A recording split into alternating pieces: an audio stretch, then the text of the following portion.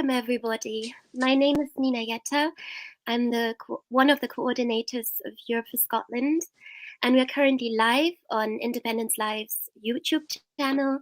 We are on Europe for Scotland's Facebook page and a bunch of other Facebook pages too. So wherever you're joining us from, welcome. Thank you so much for being here. And thank you so much for being here, Billy. Good evening. How are you? I'm very, very good. Very good, Nina. Looking forward to this. Yes, me too. It was a long time in the making. We first started working on this in May, actually. So a lot of time has gone into this, and I'm so happy to have gotten to this day now that we're finally here. So yeah, it's a big day for us. Of course, lately there have been quite a lot of not so good days for Scotland, if you will, or for many of us. But tonight we really want to celebrate the rich European history of Scotland that Billy has been exploring for many, many years now. So the reason we asked Billy to work together on this film was because we really like to spook the Scottish world. I have it here. I think many of you will have read it probably. And Billy, I'm curious, like, how did you first start working on this book? Well, it really started from a working class childhood in the west of Scotland, where my family couldn't afford to go to exotic places like Blackpool and Morecambe and Isle of Man for their holidays. We went to a similar village in the east of Scotland where my grandmother lived. So that gave me an impetus to travel. So as soon as I was almost legal age, I was 15 actually, I started hitchhiking in Europe.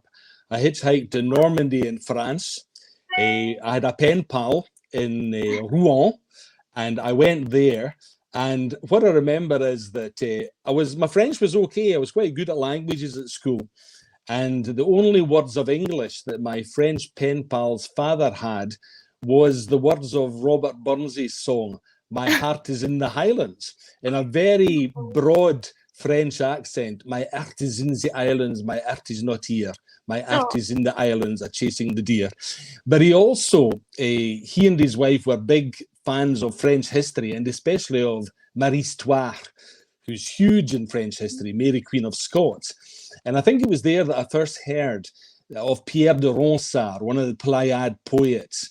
And a wonderful quote that I've still got to this day, where Pierre de Ronsard praised young Mary, and he said, "Écosse, tu dois avoir une gloire éternelle pour être le berceau d'une reine si belle. You must enjoy eternal glory, Scotland, to be the cradle of such a beautiful queen," which is a wonderful, wonderful quotation. In that trip to Rouen, I met another famous guy from Scotland, the racing driver, Jim Clark, who was driving in a big competition there near Rouen. And but you were not hitchhiking with him, were you? No, not quite, no. But he was a famous Scot, and I shook his hand as a fellow Scot. And then I hitchhiked to the Rhineland and stayed in various Jugendherbergen along in Boppard and Bingen and places like that, and Rudesheim, and loved seeing the place where the Lorelei legend was set. So I was very committed to traveling in Europe from a very young age. And the following summer, I went on a school trip to Russia because I was able to study Russian at Kilmarnock Academy. And there I came across the fact that Scottish Jacobite architects had built part of the summer palace, the Tsarskoye Selo, Paris, built by Charles Cameron. So everywhere I went, I found echoes of Scotland across Europe. And it gave me the desire, if you like, if I had the opportunity later in life to explore this and try and fill the gaps that most Scottish people didn't know about. Yeah, I mean, that's a fantastic story. I didn't know that it went back that long. Yes. And it started so early, and it's really exciting, like starting basically, as a teenager already. That's right. So we are looking at, just now we were talking about a long time, but I can tell you that it's only 10 minutes till we start screening our new film together. So a very close countdown now. But yeah. One other interesting thing, Nina, was that when I started working in the BBC, initially, I made programs on Scottish working class history, oral history of places like the Dundee Jute Workers, but then I got interested in the migration into Scotland. So I did programs about the Lithuanians in Lanarkshire, the Irish in the west of Scotland, the Italians coming from the Abruzzi, and the Jewish community in Glasgow. And then I turned that on its head later on and started getting interested in Scots going abroad. And that was the beginning of making documentaries about the Scots going to Scandinavia and the Baltic and Germany and across Europe. So it's been something that's been part of my life literally since I was a teenage boy, and long may it continue. For sure. I feel like you've come up about with so many more stories even since publishing the book. You did the series on the Netherlands. And that's right. Yeah. But do you have a favorite anecdote that you encountered? Well, there are many fascinating ones. But one of the ones that appeals to me is I'm from the Burns country, from Robert Burns country in Ayrshire. And one of the songs we learned as children was Scots Wha Hae wi' Wallace Led, which became a Scottish anthem. And I realised when I eventually studied Scottish literature at university that it was a song, although it was about Scottish independence, it was also about the French Revolution and the American Revolution. So it already had an international dimension to it. And during the radical risings of the 1790s and 1820 in Scotland, it was used as a radical song. And for example, there were bands arrested for playing it during the 1820 Weavers' Rising. Now that's fascinating in itself, but the actual history of the tune of Scots Wha Hae goes back to the Wars of Independence in the 14th century. It was played at Bannockburn. Therefore, when the Old Alliance took place, it was played by the Scottish soldiers who helped liberate France from the English occupation, along with Jehan La Pucelle, with the famous French hero, Joan of Arc.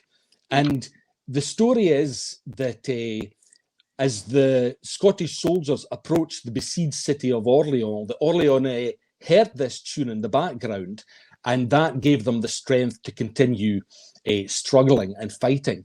And because of that, it's still played today as a French march. It's called La Marche des Soldats de Robert Bruce, the March of the Soldiers of Robert Bruce, or La Marche qui a été jouée pour l'entrée triomphale de Jehan La Pucelle à Orléans, the march played on the occasion of Joan of Arc's triumphal entry into Orléans. And if you go on YouTube and put in La Marche des Soldats Écossais, there's about 10 fantastic videos come up of French soldiers playing Scots Wha Hae. And it's even used by the great composer Berlioz in the Rob Roy suite. Oh, I think, have we lost Billy just now? He was making so many interesting points and clearly so enthusiastic about these connections between Scotland and Europe, and especially France. Yes. Sorry, Billy, we just lost you briefly. I know, for some weird reason. Yeah, I mean, technology, but it's beautiful to see your enthusiasm. And I can only say also, like, even with our campaign, we have all these national teams, and it's quite interesting to see these strong ties between the French and the Scots. In fact, even when we have when we discuss our national strategies, the French always tell us, culture, we have all that history. We don't even have to go into all these details about politics. We know Scotland, and right. we have all that shared history, and it's very beautiful. We still have 5 minutes to go before the film. Okay. So I don't know where you left it off, but you were talking about that tune. Hey, I remember somebody telling me that when the Channel Tunnel was opened, the French soldiers at the opening ceremony played Scots Wahey. And I think that surprised Margaret Thatcher and the English delegation quite a bit. But they had no idea about this history going back centuries.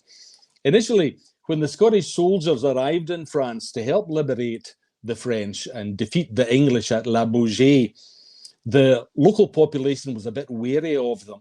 And they were referred to as des sacs à vin and des mangeurs de moutons, wine guzzlers and mutton eaters. But after they defeated the occupation army of the English in La Baugé, Vieille Baugé, they developed a French saying, fier comme un Écossais, as proud as a Scot, which is an old saw that's still there to this day. So it's a marvelous history.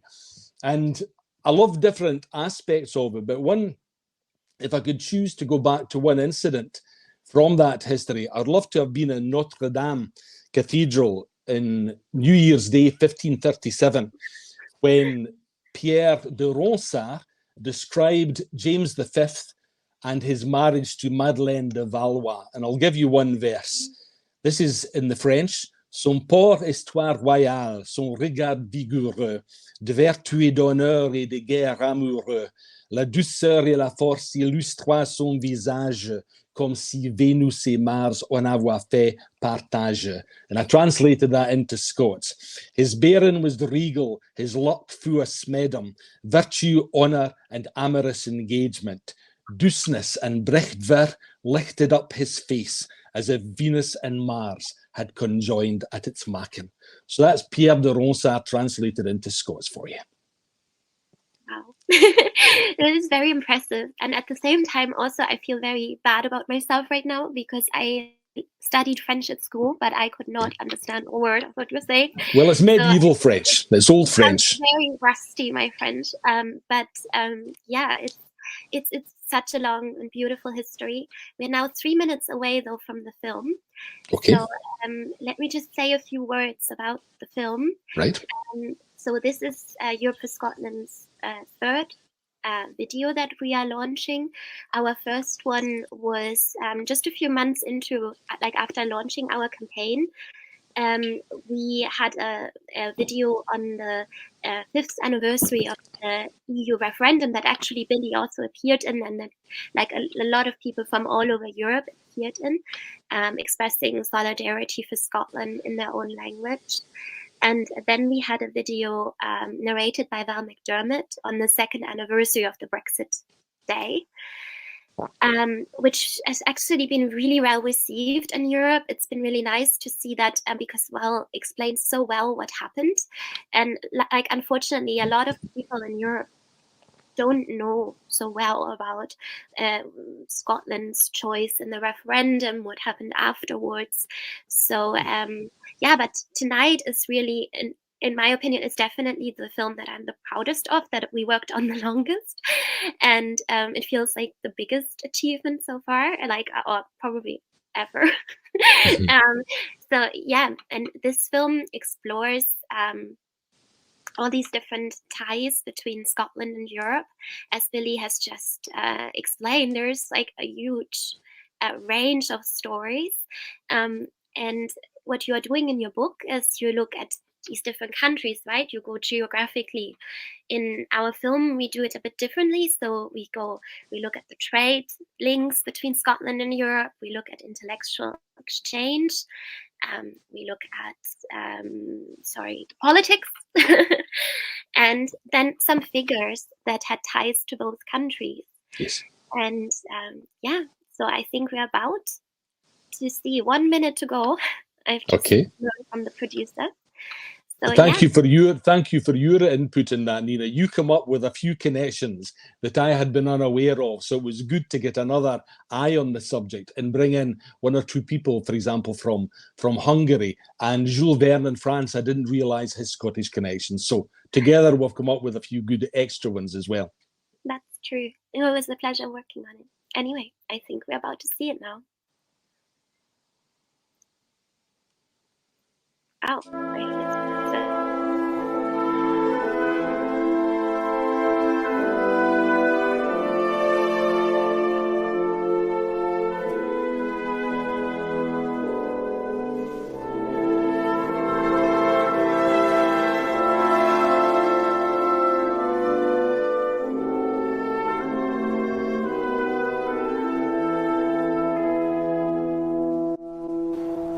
Welcome to Scotland.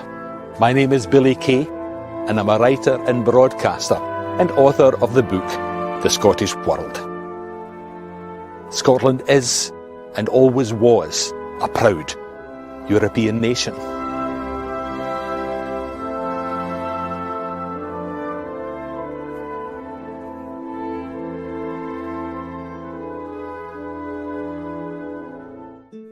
When David I, King of Scots, spoke to the inhabitants of his cities in the 12th century, they were addressed as Scotis et Anglis, Frankis et Flemingis, Scots, English, French and Flemish. So we have been a multinational, multilingual European country from our very beginnings. For centuries, trade between Scotland and European nations brought prosperity and cultural riches.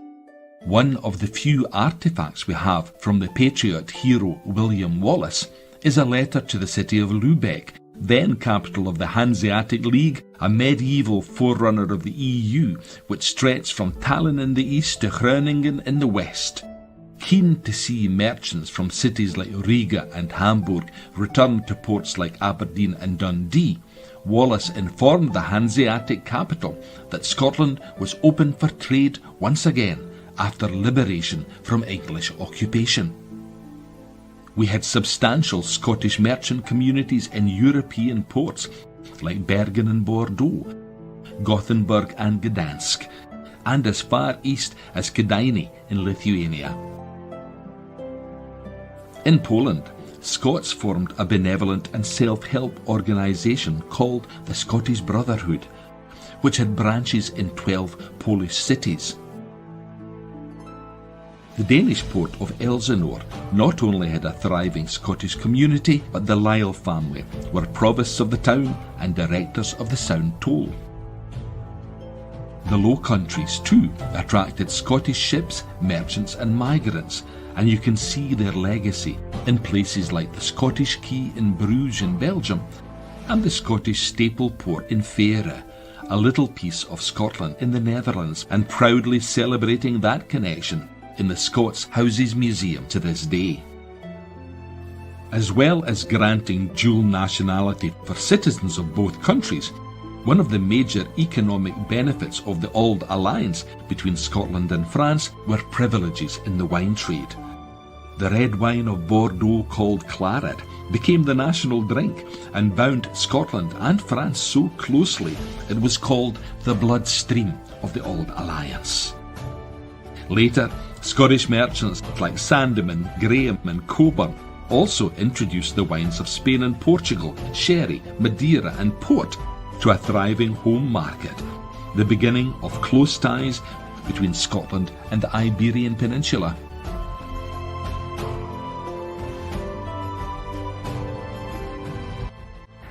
Other important connections between Scotland and Europe were intellectual. Our early diaspora was hugely influential in all the countries we settled, due to our precocious ideal of educating the masses and teaching basic literacy to all the population from at least as early as the mid-16th century. It goes back even further to the Middle Ages when Schottenkloster, Scots-Irish monasteries, took early Christian teaching to southern Germany and Austria, where members of the Schottenstift were involved in creating the University of Vienna. In turn, universities in Scotland thrived thanks to Scots that studied at universities such as Bologna, Coimbra, Paris or Leiden, and then imported new ideas and methods they'd encountered there when they returned to become professors back at home. So successful were they that Edinburgh, Glasgow and Aberdeen became Europe's leading universities for medicine in the later 18th and 19th centuries. Many see the great intellectual achievements of the Scottish Enlightenment having its roots in this cultural interchange between Scotland and continental Europe. James Hutton, the father of modern geology, studied in Leiden, while the great philosopher David Hume and the father of economics Adam Smith travelled to France and Switzerland, to strike up friendships with fellow luminaries such as Quesnay, Voltaire, and Rousseau. Voltaire later eulogized the influence of the Scottish Enlightenment.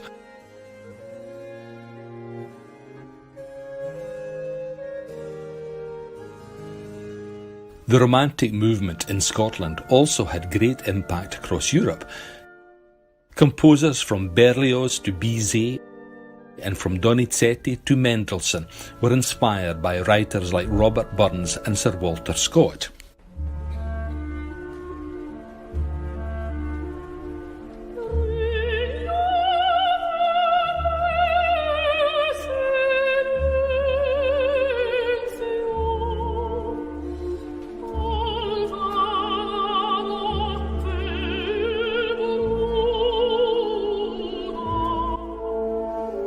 James Macpherson, in his guise as Ossian, influenced poets across the continent, among them Germany's Johann Wolfgang von Goethe, Finland's Johann Ludwig Runeberg, and Hungary's Sándor Petőfi. While Scottish themes influenced the thinking of political heroes such as Petőfi in Hungary and Garibaldi in Italy, Scots themselves were also deeply involved in European politics on many occasions. In 1613, when peace was negotiated between Sweden and Denmark-Norway in the Treaty of Kinnared, the diplomats representing the two countries were James Spence of Wormiston for Sweden and Robert Anstruther for Denmark-Norway. They were not only both Scottish, but half-brothers from the East Neuk of Fife. One of our greatest romantic poets, George Gordon, Lord Byron, a son of Aberdeenshire, is still revered as a folk hero in Greece, where he died fighting for Greek independence in 1824. 2 decades later, the Scottish engineer Adam Clarke assisted the Hungarian Revolution in 1848 when he helped an estimated 70,000 men escape via the unfinished chain bridge whose construction he was overseeing. Clarke's grandson, Hajos György, became a famous Hungarian mathematician and is one of many great European figures who were proud to claim Scottish ancestry. Among them, the philosopher Immanuel Kant in Germany, the poet Mikhail Lermontov in Russia, the novelist Jules Verne in France, and the composer Edvard Grieg in Norway. In turn, many famous Scots are descendants of European settlers. The name of Sir Alexander Fleming, the famous Scottish doctor who discovered penicillin, reveals his distant Flemish ancestry. Arthur Conan Doyle, the creator of Sherlock Holmes, grew up the Scottish son of Irish parents. The pop star Paolo Nutini and the artist Sir Edoardo Paolozzi are just two of many famous Scots that trace their family roots back to Tuscany and the Abruzzi in Italy. So Scotland was, and very much still is, a European nation, and today is home to the thousands of people from across Europe who contribute to the vibrant energy of our cosmopolitan cities and, as new Scots, are valued members of our communities. EU citizens in Scotland share the aspirations of their brother and sister Scots to see Scotland renew those ancient ties with European countries, ties which were so undemocratically broken by Brexit. We appeal to our friends across Europe to help us restore Scotland to her rightful place as a sovereign nation at the heart of Europe.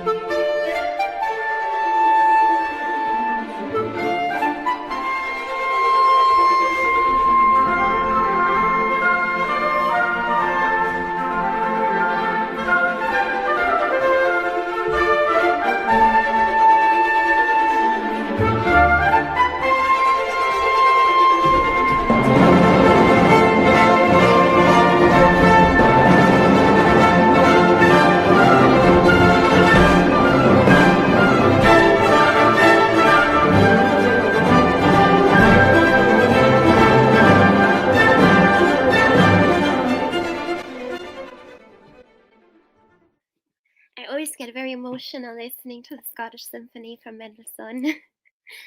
So beautiful. Billy, I don't know. Don't think I can hear you. Maybe you need to rejoin. I'm sorry about this. We noticed earlier that Billy's connection was sometimes a bit unstable, so we may have these moments during our event. But I very much hope that you all enjoyed this film. As I said, we've been working on it for 6 months, so it's really been a labor of love and a lot of effort. Hello. Yes, wonderful. We can hear you now. Good. Good. So yes, I was just saying what a labor of love it was working on this film. And of course, you've been working on stories like this for decades, as you were saying. And I mean, yeah, it just goes to show. And it's wonderful that like the passion that you feel for this and that you convey. It makes me emotional, even though I've worked so many hours on this Hours film. on it. Yeah, the music, to hear Edvard Yeah. Grieg's music there is beautiful. Grieg's a fascinating character. He's a typical of the Scottish diaspora, and he's a hero of the Norwegian independence movement, as was another Scot, W.F.K. Christie, who's considered to be the diplomat who negotiated the first stage of Norwegian independence. And another famous Norwegian Scot is Petter Dass, who's a Baroque poet from the period. And that's one thing about working on the Scottish world. Every time I've done a programme, for example, in Troldhaugen, in Grieg's house in Bergen, I was told about Petter Dass, and I said, who is he?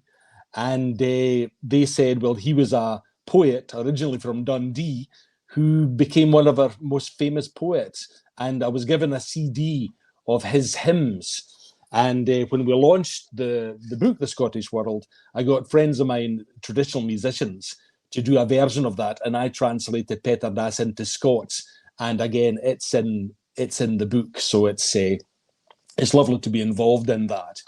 I think one of the interesting things is that a lot of people came to Scotland in the 19th century because of the Romantic movement, because of the success of Walter Scott and Robert Burns and the poems of Ossian. So you had Goethe being translated by Walter Scott, the Sorrows of Young Werther. You had Lermontov in Russia, who's a descendant from a man called Lermontov from here in Fife, writing poems influenced by Scott and influenced by the ballads, where he talks about his Scottish ancestry. And you have Pushkin translating poems like ballads like the Twa Corbies, the Two Crows, into Russian. And Scotland was fascinating for European intellectuals because of the Romantic writers. The Germans especially had this great expression, Die blaue Ferne, the blue yonder, and that kind of summed up the interest in Scotland. So you had great composers like Mendelssohn coming to the Hebrides to write his great overtures. And you had writers like Theodor Fontana coming over. But what happened when they got there was that, yes, the romance was there, but they also found themselves in the middle of the 19th century Industrial Revolution and the improvements going on the land. And the result of that was that, for example, Portuguese intellectuals like Christian Lage Germa and Ludovic Pats came and discovered the revolution going on in the land. And Pats went back to Poland and implemented Scottish scientific methods on his estate in Poland and brought in Scots from East Lothian into Poland to look after the estates and brought in Scottish equipment. So they came for the romance, but then they realised that it was a very modern and go-ahead country too. And that's a fascinating thing. And on the other side from romance, for example, in Germany, in the 1843 uprising and the revolution of 1848, a Burns song, which opened our Scottish Parliament a few years ago, for all that and all that, it's coming yet for all that, and man to man the world hour shall brothers be for all that. Well, in German, that became a political song, Trotz alledem, Trotz alledem. There was very much a song of the radical movement in Germany in the middle of the 19th century. So we've always had that duality in Scotland. And what is fascinating how old that connection is. I mean, it's probable that most Scots migrated to Poland and northern Germany in the 17th century, then went to Ireland, then went to Ulster. And when you think of the Ulster Scots and their influence today, and you think that maybe as many as 20, 30,000 Scots settled in Poland at that time, there was even a German phrase, I don't know the Polish, but I know the German version of it, which was, if you wanted to frighten a child to behave properly, they used to say, "Warte bis der Schotte kommt." You wait, or the Scots will come and take you away. A bit like the raggle-taggle gypsies, the Scots, because the Scots in that area were mainly peddlers. There were wealthy Scots in the big cities like Danzig and Warsaw, and they supplied young boys who took ship from Dundee and Aberdeen and Leith and went to these ports and were given a peddler's pack and were sent out to sell directly to the people in the country. So that goes way, way back, and you've got names that in Poland that look very Polish, but which hide the Scottish origin. Maclean became Makaliński. Weir became Wacher. Shochranek was originally Cochrane, etc., etc. So it's absolutely fascinating. And you've got great figures like Chopin visiting Scotland in that period and falling in love with the place. And he said, some Scottish woman fell in love with him, no? That's what I read. A lady called Stirling. A lady called Stirling. Yeah. We think that she may have had a relationship. But he said about Scottish music, "I listen to the beautiful Scottish songs and feel like the E string of a violin," which is a very poetic way of describing it. It's very beautiful. Billy, I would probably ask you to rejoin because I can hear your connection is cracking a bit. Okay. So we just have to do that a few times. Very good. Technology is not always our friend, but these are beautiful anecdotes. And I must say, like for me personally, growing up in Germany, going to school in Germany, we were of course studying the source of young Werther, and Werther was obsessed with Ossian, and so we learned a bit about Ossian at the time, and he actually inspired so many people. It's extraordinary. Like I read that Napoleon carried a copy of Ossian's work with him for all his, basically, since he was a young man, and up to the end, when he went to St. Helena, when he lost in Waterloo, they found Ossian among his books that he abandoned there when he fled. So it's just, it was a lifelong love affair. And I also remember reading that even the brothers Grimm, like that collected the fairy tales in Germany, were inspired by James Macpherson collecting these, collecting is a bit of a word. He was kind of inventing the stories potentially, but it's debatable to what extent he was inventing, to what extent he was collecting oral history, and that kind of inspired the brothers Grimm, who were very involved in the German national movement, to collect fairy tales. So it's just extraordinary, this influence, but also there was always a lot of reciprocity. So the Scots took inspiration from European figures, the Europeans took inspiration from the Scots, and it's just wonderful how your work points that out, because I think in general, my impression is people have a very clear idea across the world about Scotland, but the stories that they associate with Scotland, well, Mary Queen of Scots, fair enough. But with William Wallace, for instance, I absolutely loved that in our film, you point out the statesman-like figure that is writing to these people in the Hanseatic League and ensuring that trade will come to Scotland so that Scotland is doing well, rather than this kind of figure that we see everywhere on these statues with his sword in his hand, or like, a Braveheart, all of this. So it's just, you really, in my opinion, you really challenge this popular perception of Scotland by showing a different side. Yes. Is that also your intention? Absolutely. And it was to try and give a more rounded version of Scotland. And interestingly, a lot of the people who did that migration, the wealthy merchants, brought their wealth back and invested it in Scotland. So my favourite castle in Scotland is Craigie-Bar, and it was built by a man called Danzig Willie Forbes, who made his fortune in Gdansk or Danzig, or Robert Gordon University in Aberdeen was funded by Robert Gordon, who was a merchant from Gdansk. The French connection, the intellectual connection that we've been talking about, is fascinating. That quote that we had on the screen from Voltaire is actually a concentrated version of a longer version that Voltaire made, waxing lyrical about the Scottish intellectual tradition. So that quote, although it's oft quoted from Voltaire, it was actually a précis of what he said. But other great French intellectuals, for example, Théodore Simon Jouffroy, referred to Scotland as cette illustre patrie de la civilisation, that illustrious homeland of civilization. And Charles de Rémusat and Victor Cousin, two great intellectuals of later 19th and early 20th century, one of them, de Rémusat, said about Scotland, "This nation must rank among the most enlightened in the universe. Politics, religion, and literature have made of Scotland something beyond compare."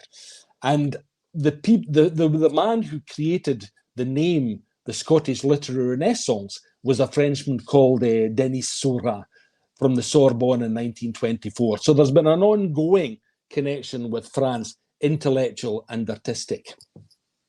Yeah, it was beautiful. Like I thought these friendships. I know that David Hume and Rousseau eventually had a falling out, but in general, like these ties that were sought at the time, it was an elitist thing, I suppose, to some extent. But at the same time, yeah, it was something that, of course, now a lot of people can enjoy. Like there's a lot of people from Europe living in Scotland that have these Scottish friends, and vice versa. A lot of Scots that are involved in our campaign, living all over Europe, and so it's ties that very much continue. Even though, of course, we all know that Brexit makes it quite a lot harder at the moment, which is, of course, why we're working on changing that. Yes. But I wanted to come to your family because your family is like a microcosm to some extent of Europe. Your wife, João, is Portuguese. Then you have 3 children that live in 3 different European countries. Unless I'm wrong, that's like in Germany and Belgium and Switzerland. And then you have all of them are married to people from, again, different European countries. So you also have Italy, England, and Russia in your family via your like in-laws. So how has that changed your perspective on European identity and Europe in general? Well, it just enhanced it and built on the identity that was already there. I mean, one of my memories as when I was studying, I originally went to university because I was good at languages. I could speak reasonable French and German and got good qualifications. And from a working class background, you were able to get a full grant at that time, and I was able to go to university. But I've got memories of my dad coming home from the pub in Galston when I was about 14 and 15, bringing in stray Germans and Austrians and French people that he'd come across in the pub to come to the home to give them a drink of whiskey, but also for me to practice my French and German. So that I grew up with that, in my home background. But the family, I feel as if my family in some ways have regressed to an older Scottish identity that was very strongly existed. Before the accident of the fact that Britain in the 19th century and the United States in the 20th century, both being English-speaking countries, and Scotland having access to English, before that, Scotland was well known for its linguistic tradition. I think we were a bit like the Swedes or the Dutch. We could speak our local languages well, but we realized we had to communicate in other languages too. So, for example, in that Schottische Bruderschaft that we mentioned in the cities in Poland, the Scottish Brotherhood, the people had their records in German, in Scots, and in Polish. And they would also have used Latin as a lingua franca. So that Scottish tradition in going back centuries in Europe is a very, very strong one. And that lasted through until comparatively recently. I mean, doing work about the Scottish missionaries, for example, I came across a man called Henry Brunton, who was in West Africa as a Presbyterian missionary. And he was the first person to formalize a native language called Susu in Sierra Leone. And 10 years later, he's in the Caucasus in the south of Russia, Ossetia, and he's translating the Tatar Turkish language, the Bible, into that language. This is the same man in another part of the world a few years later. So a phenomenal intellectual tradition that we call here the democratic intellect, the fact that widespread mass literacy came to Scotland very, very early, and access to higher education came to a much greater spread of society. And that's one of the reasons why we produced all these amazing characters. I'm also fascinated right through to the links with the Low Countries, because it was the links with the universities in the Low Countries that people now realise set the scene for the Scottish Enlightenment. So a lot of great Scottish intellectuals went to Leiden and Groningen, universities like that, and brought their ideas back and established them in Edinburgh, Glasgow, etc., etc. So it's an ongoing tradition. And in a way, my family are continuing that tradition by being so multilingual and multi-identity. And they're very, very lucky because they can all support Scotland, Portugal in the World Cup just now when Scotland's not there. So they're very, very lucky indeed. That's true. You have a lot of options which Yes. countries to root for. But yeah, I think it's also like, I mean, that's my personal experience, just speaking for myself. I mean, I'm German, my partner is Italian, we live in England. It definitely, you feel very privileged when you have this sort of, international group of friends, when you have all these experiences, and you at the same time you realize that if people had that experience, like all people had these access to these experiences, a lot of things like Brexit would not have happened. Indeed. And so it's definitely a privilege, and of course something that we want more people to be able to, if they want to, enjoy. Yes. But you were speaking about all these different languages that you speak, and of course your mother tongue, I guess I may say, is Scots. Yes. And so in addition to collecting all these stories about Scottish history, you're also a language activist. Yes. And now I wanted to ask you, a while ago you delivered a speech in the Scottish Parliament that I think was extremely well received by everybody who watched it, who listened to it, but also caused a lot of outrage afterwards on social media by a bunch of trolls. And I was really struck by that because the outrage seemed to be entirely due to the fact that you were speaking in Scots. So it wasn't about what you said, but the language that you used. And that was really fascinating to me because I grew up in northern Germany, and there are some people who speak Low German, but it's really a bit of not a dying language. I should not say that, but it's definitely something like as a everyday language. It's more like older generations speaking it. Younger people don't really, and but there's a lot of efforts to preserve the language. So we had like competitions at school, reading texts in Low German, and then you could win a prize. So there was a lot of encouragement, and so it's just seeing that difference between this kind of like encouraging of speaking these languages in Germany, and then seeing the response to your speech really shocked me. Yes. And so I'm just interested in like your take on it, like if this rejection of the Scottish language and to some extent the Scottish culture among some Scots, if that is like a long-standing tradition, or if that is something that has escalated since Brexit. I would say that it's escalated since Brexit, but it's also escalated because Scottish independence is a lot closer now. And people who identify with Britain, England before Scotland, feel threatened by that. So they're lashing out at any sign, any expression of Scottishness. It's a bizarre, bizarre thing. During the 19th century, the height of the British Empire, a lot of Scots could be very proudly, culturally Scottish and Scots and Gaelic speaking, but be in favour of the Union. I mean, Walter Scott is a classic example of that.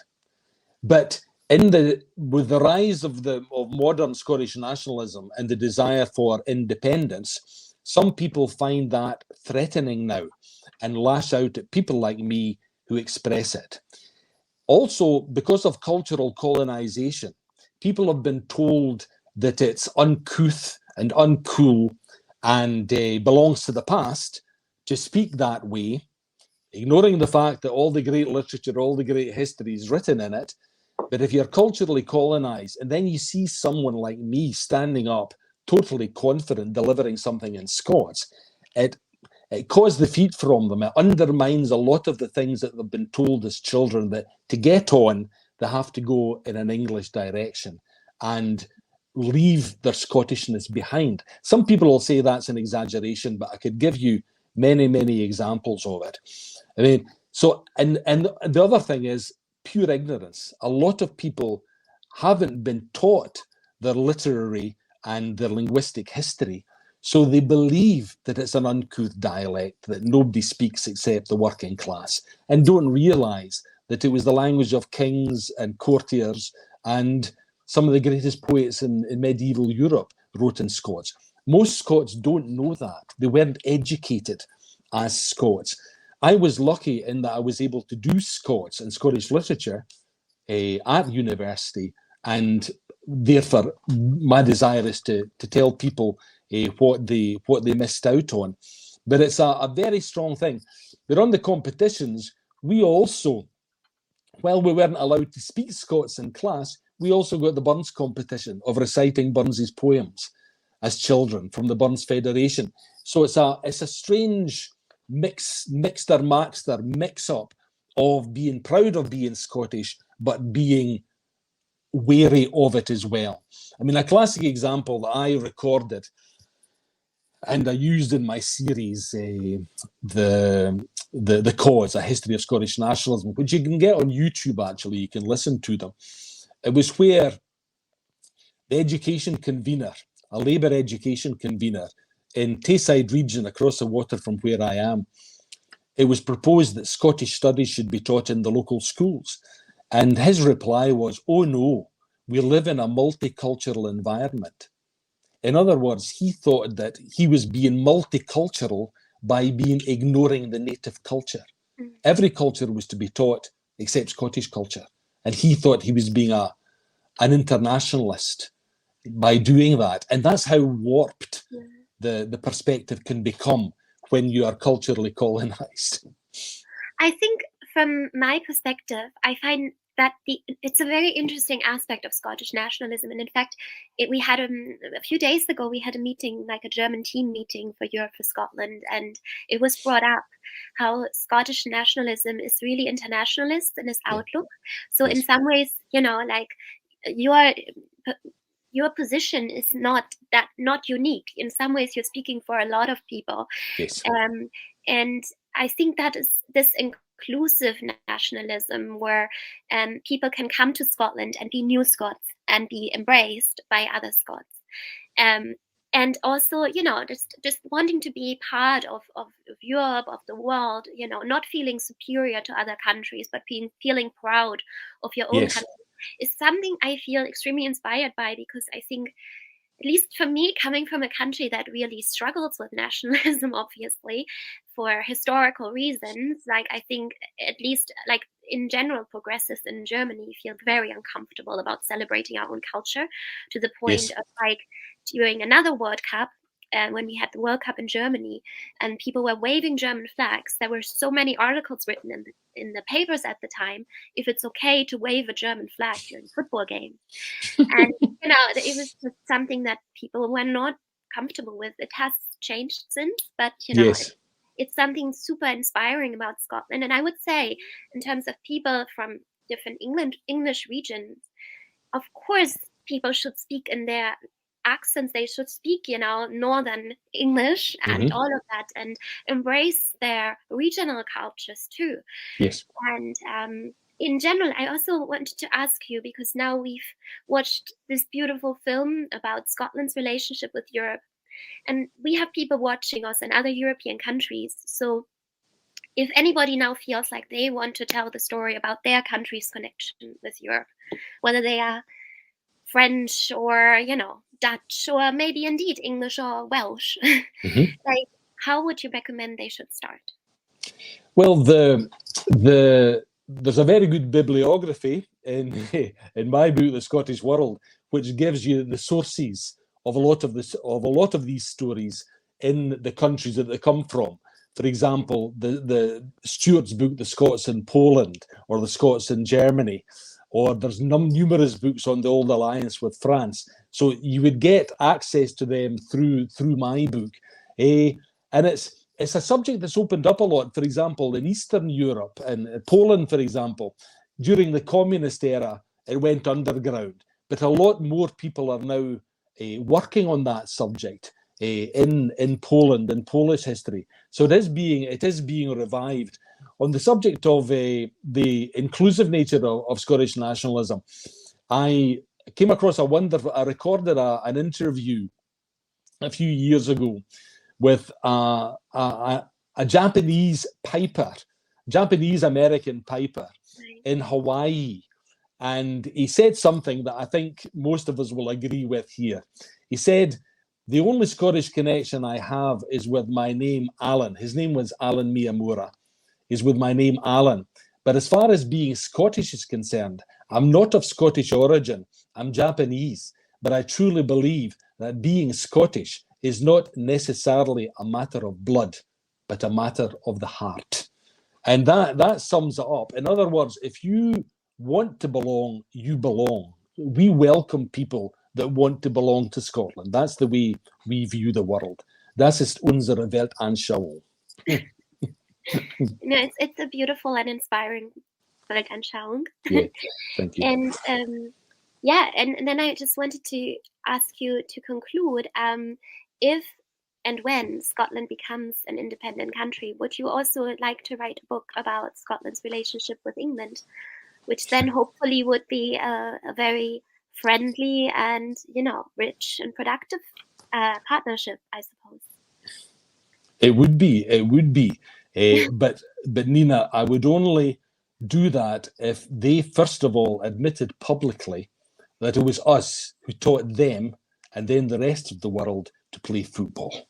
With the World Cup going on just now, everyone else, the Argentinians, recognise that Watson Hutton was the father of the Argentine football. You never get England admitting that. Instead of it, they sing that terrible dirge, "Football's coming home, it's coming home." Well, the only place football can ever come home to is Scotland, because this is where it developed. This is who created the modern passing game. Therefore, if there's a home for football to go to, it's here, and it's here. We did receive, we once sent an email during the Olympics about curling being invented in Scotland, and we said at the time, we mentioned some other sports, tennis being invented in France, and then golf, we mentioned that, yes, but then we mentioned that football was invented or codified in England. Yes. And we got a lot of angry responses, for sure. Indeed. But yeah, no, I mean, I do think, I mean, we will see what happens. But in general, of course, there should be so much reason for affection between Scotland and England. Of and course. I think to some extent, I would compare it a little bit. I lived in a lot of house shares over the years, and quite often you just have housemates and you feel like, oh, do they really have to leave such a mess in the kitchen all the time, or invite people over that I really don't like, or sing in the shower at 5 a.m. or whatever, and then you move out, you have your separate places, and you're always so happy to see them. Yes, indeed, and, indeed. And my wife, speaks fluent Spanish and has great respect for Spain and has loads of Spanish friends. But she's first and foremost Portuguese, and she just longs for England and Scotland to have the same kind of relationship, you know. And that's the way it would be. It would be like the Scandinavian countries. But first of all, we've got to get rid of the condescension and the yoke and the semi-colonial attitudes that unfortunately some English politicians still have to this day. It definitely was very striking during Brexit negotiations. I mean, to be honest, like my view on all this, I never felt that I could really have a view, to be honest, as in I have never lived in Scotland. I came as a tourist. Yeah. But just seeing during the Brexit negotiations how Northern Ireland was just on nobody's radar, it felt, and Yes. Scotland was completely ignored. And coming from Germany, where we have 16 federal states, and granted, you know, they vary in size. Our largest, most populous federal state is the same size as the Netherlands in terms of population, but we also have two small federal states, for instance, that are half the size of Glasgow each. And but these states are more respected within the Federal Republic than, you know, Scotland seems to be in the United Kingdom. So that was just really, really shocking to see and very eye-opening for me. Yes. But the one good thing that will come out of Brexit is Scottish independence. And I'm convinced that that will happen, because I know several people who voted no in 2014 and who are now desperate to vote yes to make sure that Scotland rejoins Europe once again, as we celebrated at the end of the film. Well, our campaign is firmly of the opinion that if Scotland rejoins the EU, then that also opens a lot of opportunities for England, because I think a lot of people in England, progressives, tend to be a bit pessimistic and think without the Scots, they're going to be a Trumpian country. And I don't believe that. I think if Scotland is having a wonderful time in Europe, then England will also find its way back. And then, yes, I think we would be a catalyst for the English left to regain its purpose. I think so too. But yeah, I think it's unfortunately the time has come to wrap things up. It's been such a wonderful evening for me. Thank you so much, Billy. You're very welcome, Nina. It was an absolute pleasure to work with you. Thank you. And I see also now that Billy's audio is again a bit not so working so well anymore. So maybe that's also a sign that we should conclude. But I've already seen in the comments that many of you have already gone to buy Billy's book. Thank you so much for doing that. I think you will not regret reading it. Yeah, so I also wanted to just say a little bit about the film in terms of what we want to do with it, because tonight we are speaking, I mean, to a largely a Scottish audience, also people in Europe, of course, but like English people who speak very well English. But in general, like we really want to reach a lot of Europeans with this film. We want to use it in our campaigning in Europe. As you know, our campaign wants to win a lot of European citizens, but also European politicians for our cause, to express vocally their solidarity for Scotland, and and just say that Scotland will be welcome back in the EU if it wants to rejoin. So I think this film will hopefully play a big role in our lobbying efforts. And so I'm extremely happy that we have it. And but one thing that I just wanted to briefly say is that, of course, it was a lot of work. It took a lot of time.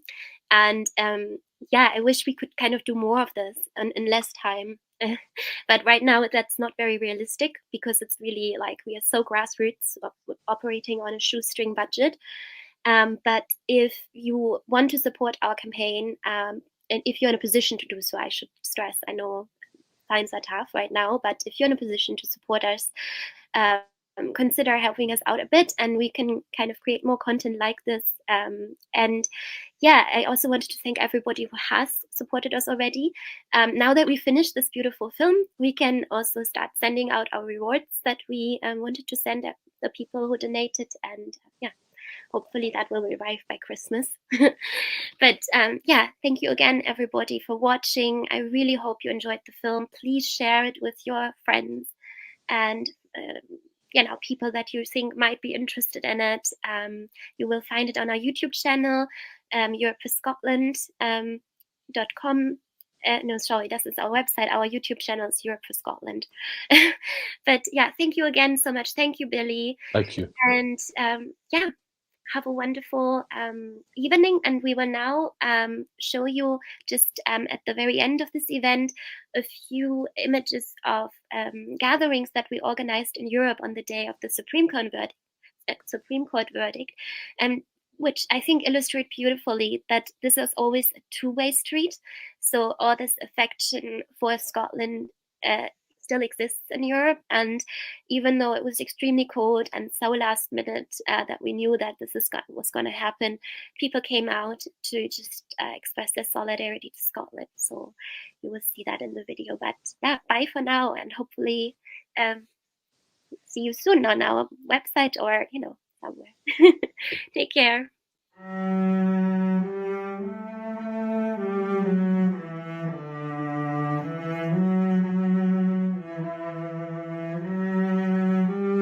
I am here to express our European solidarity and to tell Scots we stand with you. La Brexit non deve essere il destino della Scozia. Brexit must not be Scotland's destiny.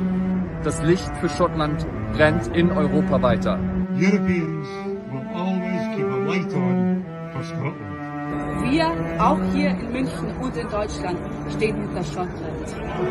Everybody for Scotland. We are behind your back. Bon courage et à bientôt.